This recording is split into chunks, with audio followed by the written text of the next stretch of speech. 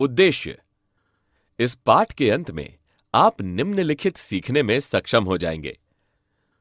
समानता की व्याख्या करना, भारत में प्रचलित असमानता और इसके रूपों को परिभाषित करना और समझना, उन प्रकारों की व्याख्या करना और समझना जिनके माध्यम से भारत में सरकार समानता के अधिकार को कार्यान्वित करने का प्रयास कर रही है। स्कूलों में मध्याह्न भोजन की विशेषताओं को सूचीबद्ध करना और उनके बारे में जानना। संयुक्त राज्य अमेरिका में रोजा पार्क्स द्वारा आरंभ किए गए सविनय अवज्ञा आंदोलन की व्याख्या करना। समानता का परिचय। भारत एक लोकतंत्र है। लोकतांत्रिक सरकार के प्रमुख तत्वों में लोगों की भागीदारी, संघर्ष का समाधान, समानता और न्याय सम्मिलित होते हैं। समानता लोकतंत्र की प्रमुख विशेषता है और इसके कामकाज के सभी पहलुओं को प्रभावित करती है। आइए हम समानता के विषय में जानें। यह क्या है? लोकतंत्र में यह महत्वपूर्ण क्यों है? और क्या भारत में प्रत्येक व्यक्ति समान है या नहीं? मतदान करने का समान अधिकार, सार्वभौमिक वयस्क मताधिकार। भारत जैसे लोकतांत्रिक देश में उनके धर्म, उनकी शैक्षिक पृष्ठभूमि, उनकी जाति या वे धनी हैं या निर्धन हैं पर विचार किए बिना सभी वयस्कों को मतदान करने का अधिकार है। इसे सार्वभौमिक वयस्क मताधिकार कहा जाता है, जो समानता का एक महत्वपूर्ण पहलू है। यह कहता है कि देश में प्रत्येक व्यक्ति को उसकी संबंधित संपत्ति या समुदाय पर विचार किए बिना एक वोट का अधिकार प्राप्त है। असमानता के रूप। यह सामान्य रूप से देखा जाता है कि निर्धन लोग असुरक्षित महसूस करते हैं। ऐसा मौद्रिक, शैक्षिक और स्वास्थ्य संबंधी कमियों एवं बढ़ती जनसंख्या और संसाधनों के लिए प्रतिस्पर्धा के कारण होता है। लोग विभिन्न प्रकार की असमानताओं का सामना करने के कारण भी असुरक्षित अनुभव करते हैं। ग्रामीण भारत कठोर जाति व्यवस्था से उत्पन्न भेदों का अनुभव करता है। यहां तक कि शहरी भारत में भी इस प्रकार के भेद देखे जाते हैं। समाचार पत्रों के वैवाहिक स्तंभों से यह स्पष्ट होता है। दलित ऐसा शब्द है जिसका अर्थ होता है कुचला हुआ या टूटा हुआ, और निचली कहे जाने वाली जाति के लोग इस शब्द का इस्तेमाल यह संकेत देने के लिए करते हैं कि पहले उनकी दशा कैसी थी और किस प्रकार उनके साथ आज भी गंभीर भेदभाव किया जाता है। असमानता का दूसरा रूप धर्म संबंधी मतभेद के कारण अनुभव किया जाता है। भारत की बहुसंख्यक जनसंख्या हिंदू है। कभी कभी अल्पसंख्यक होने के कारण दूसरे धर्म के कुछ लोग बुरे अनुभवों का सामना करते हैं। इस प्रकार जिस जाति में हमारा जन्म हुआ, जिस धर्म का हम पालन करते हैं, जिस वर्ग पृष्ठभूमि से हम संबंधित हैं, हम पुरुष हैं या महिला आदि जैसे तथ्य प्रायः इस बात का निर्धारण करते हैं कि कुछ लोगों के साथ असमान व्यवहार क्यों होता है। मानवीय गरिमा। मानवीय गरिमा का अर्थ है जो आप हैं उसके लिए महत्व और सम्मान दिया जाना। सभी पृष्ठभूमि के लोग समान सम्मान और गरिमा के योग्य हैं। भारतीय लोकतंत्र में समानता। भारत का संविधान प्रत्येक व्यक्ति को समान मानता है। इसका अर्थ है कि किसी भी लिंग, धर्म, जाति, गोत्र का हर व्यक्ति समान होता है, भले ही उसकी शैक्षिक और आर्थिक पृष्ठभूमि भिन्न हो। समानता की इस मान्यता में संविधान में कुछ प्रावधान सम्मिलित हैं। पहला, कि कानून से सामने प्रत्येक व्यक्ति बराबर है। इसका अर्थ है कि देश राष्ट्रपति को भी इसी कानून का पालन करना है। दूसरा, अपने जाति, धर्म, रंग, लिंग या जन्म स्थान के आधार पर किसी व्यक्ति विरुद्ध भेदभाव नहीं किया जा सकता। तीसरा, प्रत्येक व्यक्ति को सभी सार्वजनिक स्थानों की पहुंच प्राप्त है। सभी नागरिक दुकानों, सार्वजनिक रेस्तरां, होटल और सार्वजनिक मनोरंजन के स्थानों पर जा सकते हैं। अस्पृश्यता का उन्मूलन कर दिया गया है। सरकार ने इस गारंटीकृत समानता को पहले प्रत्येक व्यक्ति के समानतापूर्ण व्यवहार प्राप्त करने के अधिकार का संरक्षण करने वाले कई कानूनों के माध्यम से कार्यान्वित करने का प्रयास किया है। दूसरा, सरकार के माध्यम से ऐसे वंचित समुदायों और व्यक्तियों जिनसे कई सदियों से असमानतापूर्ण व्यवहार किया जाता रहा है, उनकी सहायता करने और उनके जीवन को सुधारने के लिए सरकारी योजनाओं को स्थापित किया गया है।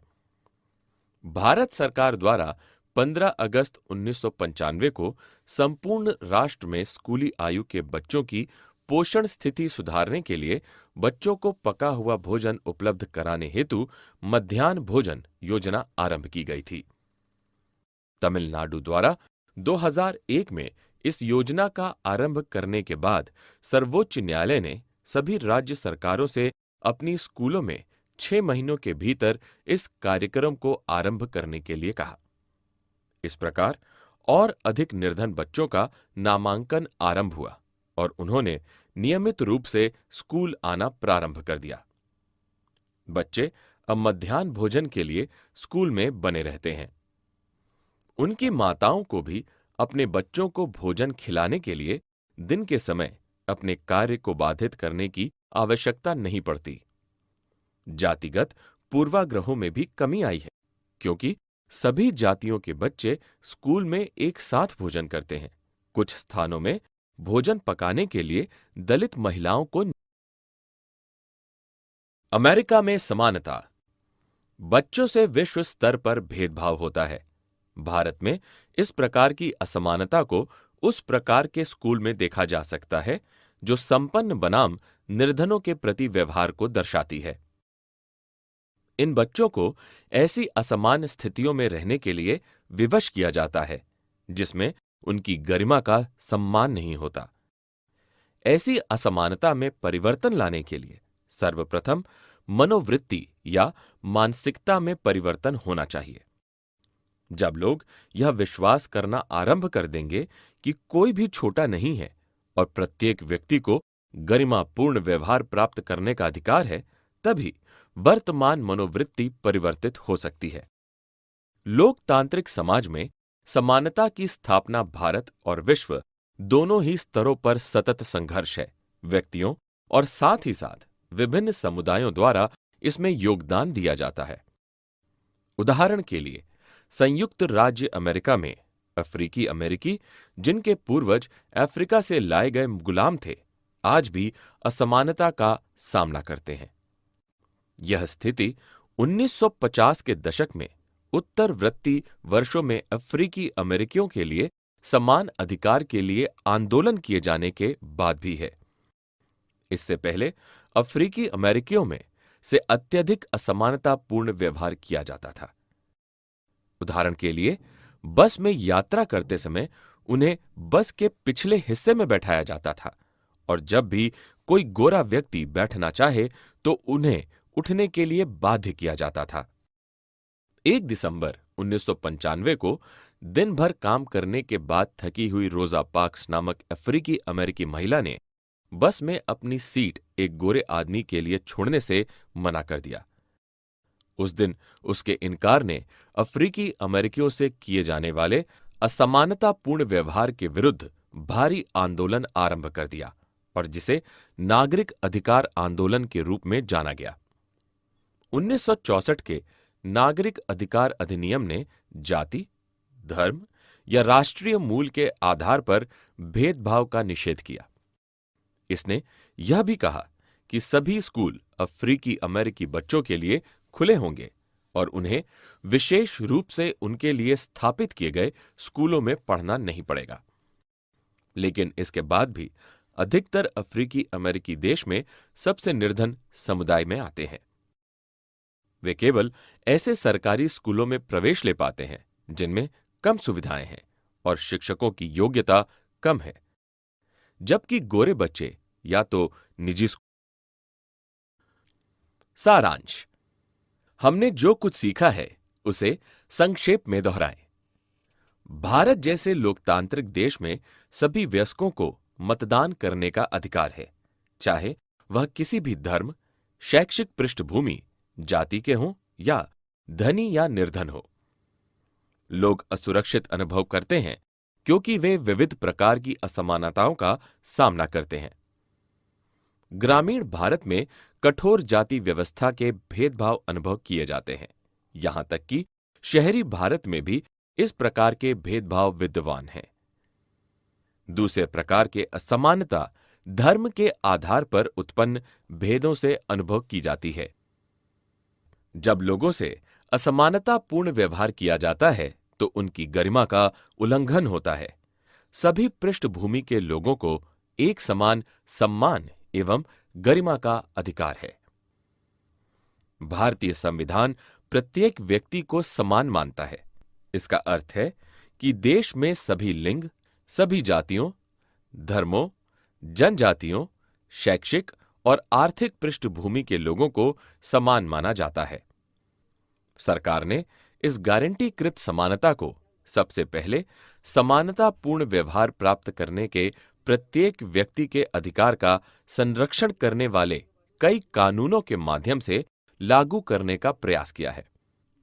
दूसरा, इसे ऐसे वंचित समुदायों और व्यक्तियों जिनके साथ कई सदियों से असमानपूर्ण व्यवहार किया जाता रहा है, उनकी सहायता करने और उनके जीवन में सुधार करने के लिए स्थापित सरकारी कार्यक्रमों या योजनाओं के माध्यम से। मध्याह्न भोजन योजना ऐसी ही एक सरकारी योजना है जिसे सभी प्राथमिक विद्यालयों में बच्चों को पका हुआ मध्याह्न भोजन प्रदान करने के लिए आरंभ किया गया है। 2001 में तमिलनाडु द्वारा अपने स्कूल में आरंभ करने के बाद सर्वोच्च न्यायालय ने सभी राज्य सरकारों को इस कार्यक्रम को 6 महीने के भीतर अपने स्कूलों में आरंभ करने का निर्देश दिया था। वैश्विक स्तर पर बच्चों से भेदभाव किया जाता है। इन बच्चों को ऐसी असमान स्थितियों में रहने के लिए विवश किया जाता है जिनमें उनकी गरिमा का सम्मान नहीं होता है। लोकतांत्रिक समाज में समानता की स्थापना करना भारत में और वैश्विक रूप से भी निरंतर संघर्ष है।